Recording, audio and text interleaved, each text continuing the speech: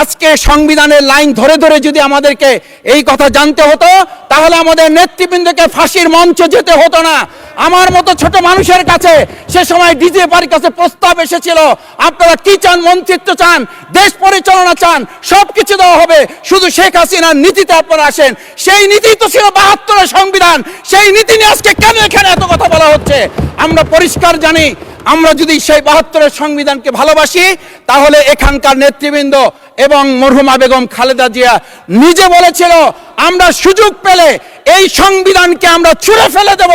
সেই সংবিধানের প্রতি আজকে বর্তমান সরকারি দলের কেন এত প্রেম জাগ্রত হয়েছে, এটা বাংলাদেশের মানুষের জানার অধিকার আছে।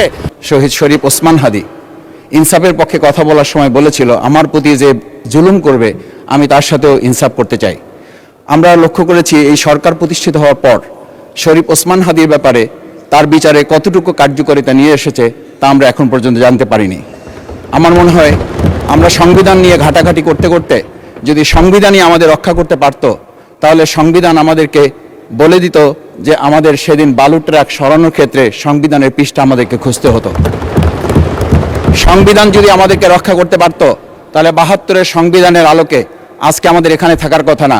আমি শফিকুল ইসলাম মাসুদ, আমার এখন জেলখানায় থাকার কথা। সংবিধান যদি মানতে হতো, তাহলে আমাদের মাননীয় প্রধানমন্ত্রী বাংলাদেশে থাকার কথা না, ওনার দেশের বাইরে থাকার কথা।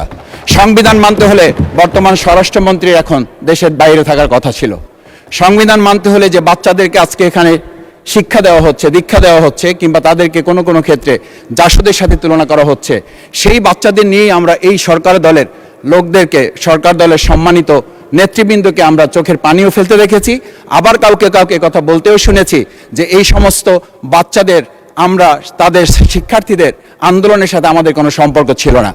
আমরা খুব লজ্জিত হই মাননীয় স্পিকার, আমাদের এই বর্তমান সময়ে আমরা যদি এটা খেয়াল করি যে আমাদের বাংলাদেশের এই বর্তমান প্রেক্ষাপটটা নতুন করে এখন যে গণভোটের যে আজকে ন্যায্যতা অন্যায্যতা, সাংবিধানিক পৃষ্ঠা, লাইন, অক্ষর, দাড়িকমা আমাদেরকে শেখানোর চেষ্টা করা হচ্ছে, যদি সেটা হতো তাহলে বাংলাদেশ জাতীয়তাবাদী দলের সম্মানিত মহাসচিব তিনি কয়েক হাজার পুলিশের বেষ্টনীর মাঝখানে একা একটা মোবাইল নিয়ে তাকে আমরা দাঁড়িয়ে থাকতে দেখেছি, তখন সংবিধান আমাদেরকে রক্ষা করতে পারে নাই। মাননীয় স্পিকার, আমি ৩৫০ মামলা নিয়ে ৭ মাসের ব্যবধানে, আপনিও আমার ২-১টা মামলাতে আপনি আমাকে সহযোগিতা করেছেন, সেটা এই সুযোগে ধন্যবাদ জানাতে চাই।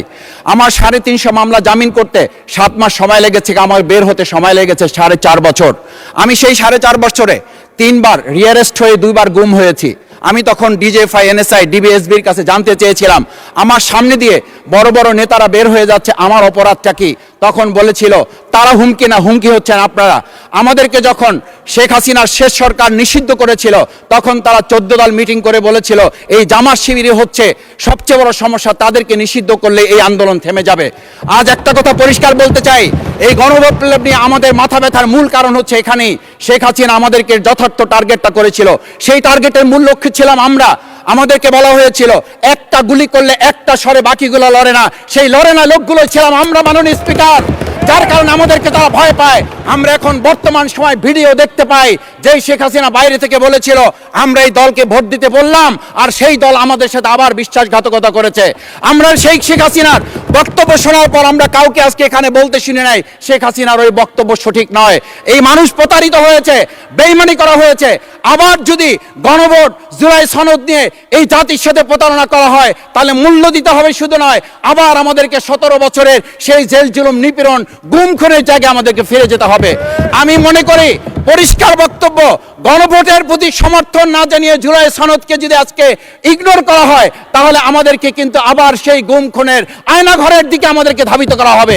আমি মনে করি গণভোটের বিরোধিতা করার অর্থ হচ্ছে আমরা আয়নাঘরকে সমর্থন করতে চাই। গণভোটের বিরোধিতা করা মানে হচ্ছে ৭০% মানুষকে আমরা অন্যায্যভাবে তাদেরকে আবার ধিক্কার জানাতে চাই। আমি এখানে স্পষ্ট বলতে চাই, আপনারা যেমন ৫১% সমর্থন নিয়েছেন, ৭০% প্রায় জনগণ কিন্তু গণবিপ্লবের, গণভোটের পক্ষে তারা রায় দিয়েছে। আপনাদের চেয়ে সেই ৫১%-এর তুলনায় সেই ৭০% প্রায় গণভোটকে যদি আপনারা ইগনোর করেন, তাহলে আমি বলবো আমার বাউফল, আমার পটুয়াখালী শুধু নয়, গোটা বাংলাদেশ আবার জেগে ওঠে গণভোটকে তারা কার্যকর করতে।